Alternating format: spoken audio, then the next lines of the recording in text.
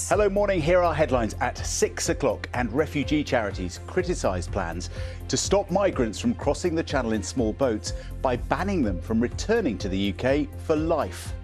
One of Britain's most notorious and violent prisoners, Charles Bronson, makes his latest bid for freedom at a public parole hearing.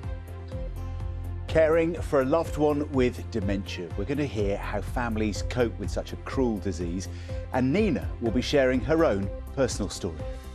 In sport this morning, seventh heaven for Liverpool, a record-breaking victory for Jurgen Klopp's side against rivals Manchester United.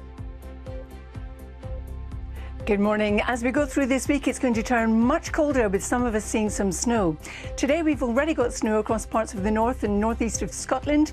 For the rest of us, as we come further south, it's fairly cloudy with limited sunshine and still relatively mild. But that cold air will feed in as we go through tonight and for the rest of the week. The Times is reporting that Boris Johnson has requested a knighthood for his father in his resignation honours list. And large parts of Scotland and the northeast of England are under yellow weather warnings for snow and ice. Thank you for joining us here on today's programme. It's 25 years since the singer George Michael was outed, and he refused to be ashamed of his sexuality. We'll speak to the director of a new documentary. George Webster has already blazed a trail as the first CBeebies presenter with Down syndrome. Now he's published a book. George will be on the sofa with his co-author. And we're going to speak to the boss of a Lincolnshire antique store who had a rather surprising visit this weekend. A flying visit from the Hollywood star Johnny Depp, and he spent some money as well. Good. Let's have a look at this morning's newspaper, shall we? We're going to start with the Times.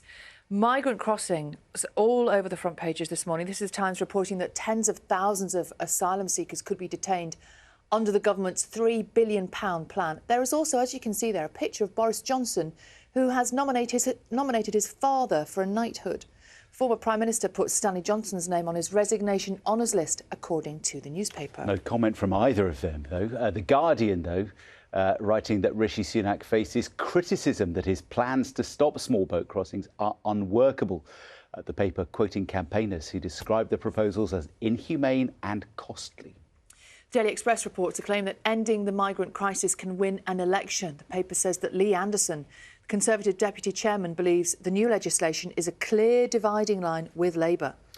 And the Daily Telegraph this morning continuing its coverage of Matt Hancock's leaked WhatsApp messages. Today, the paper reporting that the former Health Secretary rejected advice from the UK's Chief Medical Officer to replace 14-day COVID quarantines with 5 days of testing in November 2020, so in quite the early days of the pandemic.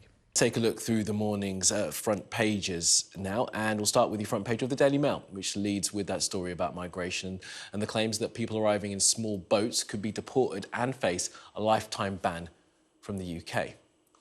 The Times also leads on the government's plans to deal with irregular migration, as you can see there. Also on the front page, Stanley Johnson and Boris Johnson. The Daily Express says that success in stopping migrant crossings could prove to be an election winner for the Tories. Well, The Guardian has human rights groups saying that the plan by the government is unworkable.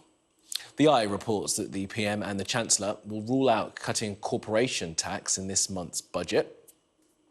While the Daily Telegraph continues its leaking of Matt Hancock's messages, they claim that Hancock rejected advice to cut the 14-day COVID quarantine period.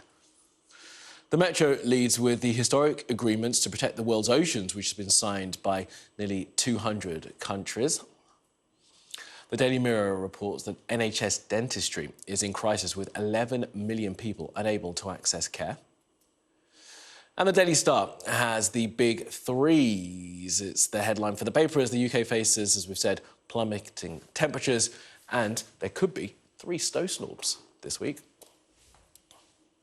Now, if you want to see those front pages again and read the stories attached, scan the QR code that you see on your screen.